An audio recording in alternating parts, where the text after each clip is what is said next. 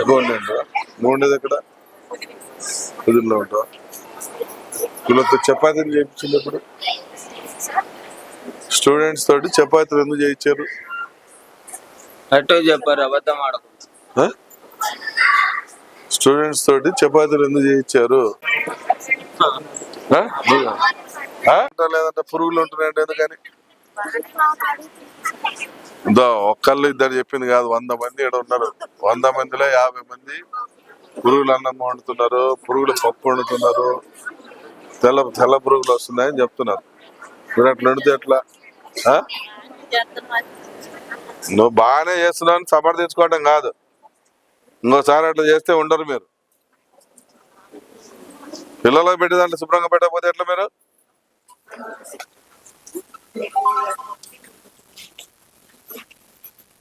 ఇప్పుడు వాళ్ళకు చేసేది దాంట్లో శుభ్రంగా చేయకపోతే ఎట్లమ్మా? పురుగులు పెట్టి చేస్తే ఎట్లా? శుభ్రంగా ఎందుకు చెప్తారు? ఒకళ్ళు ఎవరైనా చెప్తే సార్ నువ్వు చక్కగా పలకలేదని అని చెప్పి నీ మీద కోపంతో చెప్పినారు అనుకోవచ్చు. 100 మంది అదే చెప్తుండే కదా. మీకు ఇదే లాస్ట్ ఫైనల్ వార్నింగ్. ఇంకోసారి ఈయనట్లా కంప్లైంట్ వస్తే ఇంకోసారి మిమ్మల్ని ఉంచారు ఈడ. తర్వాత నారాయణ రెడ్డి చెప్పినా ఇంకోటి చెప్పినా ఎవరు చెప్పినా ఉండరు ఈడ. ఇవన్నీ ఒక పేపర్ మీద రాయండి, ఎవరి పేపర్ మీద వాళ్ళు రాయండి. ఇవన్నీ కలిపి రేపు డిఈఓ వస్తాడు.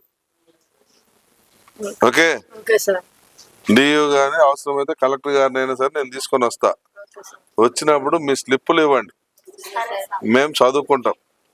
లేదంటే నేను ఆ డిఈఓ గారు చదువుకుంటారు, తర్వాత మీకు న్యాయం జరుగుతుంది.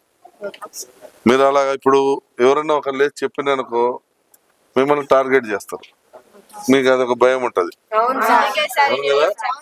అందుకని మేము ఎవరిని లేపము, అందరినీ మీ స్లిప్పులు ఇవ్వమని చెప్పి అడుగుతాం.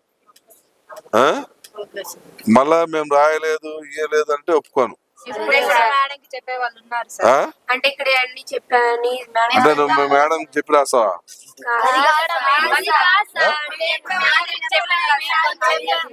నువ్వు ఏం భయపడద్దు. మీకు ఒకవేళ మీరు మేడం చెప్పిననుకో కాదు నేను 2 ఏట్లు కొడుతుంది, వీళ్ళందరికి మంచి జరుగుతుందిగా. సరే ఈ పాపను చెప్పింది అనుకో, ఈ పాపను 2 ఏట్లు పీగుతుంది, కానీ వీళ్ళందరికి మంచి జరుగుతుంది కదా. ఒకళ్ళకి నష్టం జరిగినా మీ 50 మందికి 100 మందికి మేలు జరుగుతుంది. కాబట్టి మీరు ఒకళ్ళ గురించి భయపడద్దు. మీ మేడం చేసేది ఏమీ లేదు, నేను ఎంక్వైరీ చేపిస్తా.